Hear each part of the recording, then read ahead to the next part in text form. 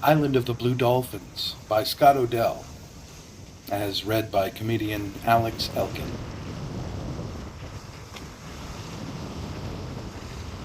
Chapter 22. I did not go into the cave, nor did I take the necklace from the rock. That night I slept on the headland at the place where I had left my baskets. At dawn I went back to the ravine.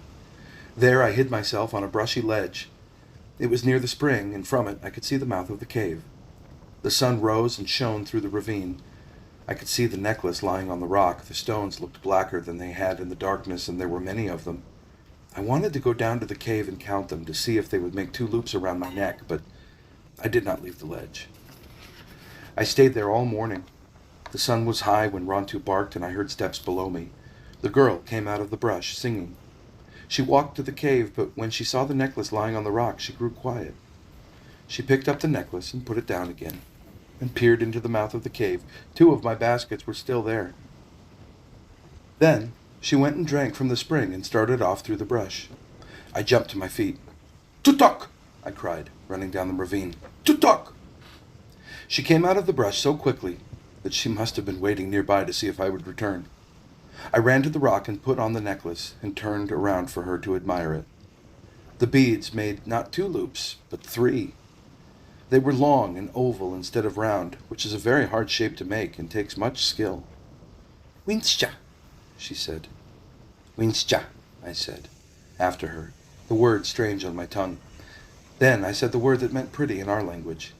"Wintai," she said, and laughed, because this was strange to her. She touched the necklace, giving the word for it, and I gave mine. We pointed out other things, the spring, the cave, the gull flying, the sun and the sky, Rontu asleep, trading the names for them and laughing because they were so different. We sat there on the rock until the sun was in the west and played this game. Then Tutok rose and made a gesture of farewell. "Mahne," she said, and waited to hear my name. "Wanapale," I answered, which, as I have said, means the girl with the long black hair. I did not tell her my secret name.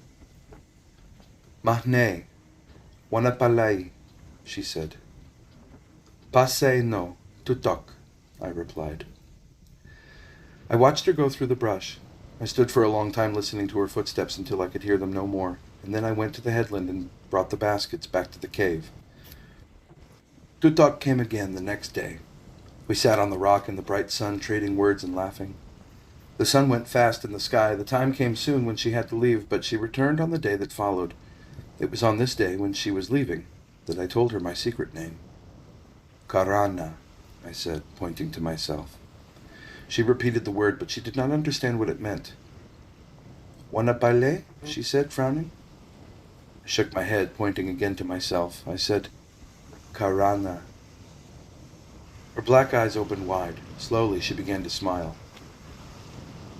"Pasay no, Karana," she said.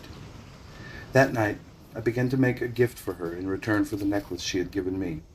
At first I thought I would give her a pair of my bone earrings, but remembering that her ears were not pierced and that I had a basket of abalone shells already flaked into thin discs, I set about making a circlet for her hair.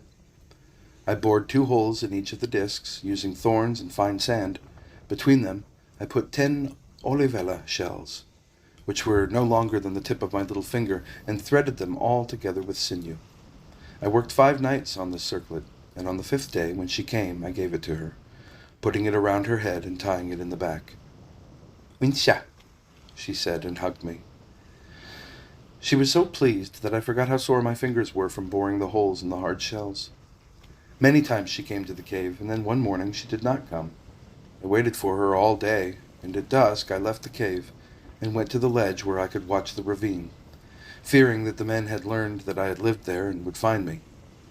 That night I slept on the ledge. The night was cold with the first wind of winter. Tutok did not return the next day, and I remembered that it was near the time when the Aleut hunters would leave. Perhaps they had already gone.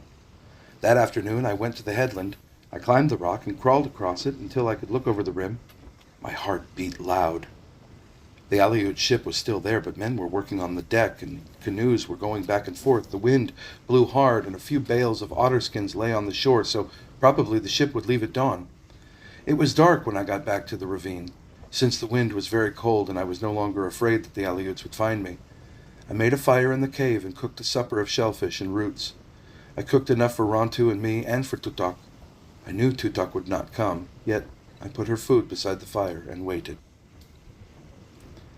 Once Rontu barked, and I thought I heard the sound of footsteps, and went to the opening and listened. I waited a long while and did not eat. Clouds moved from the north, covering the cold sky. The wind grew louder and made wild noises in the ravine. At last, I closed the mouth of the cave with stones. At dawn, I went to the headland. The wind had died. Fog had laid over the sea, washing against the island in gray waves. I waited a long time for a glimpse of Coral Cove, but finally the sun burned away the fog. The little harbor was deserted.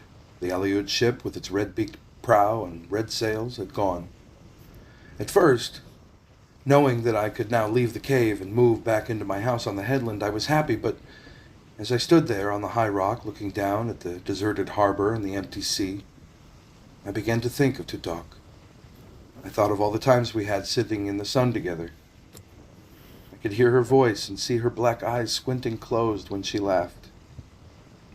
Below me, Rontu was running along the cliff, barking at the screaming gulls. Pelicans were chattering as they fished the blue water. Far off I could hear the bellow of a sea elephant. But suddenly, as I thought of Tutok, the island seemed very quiet. End of chapter 22.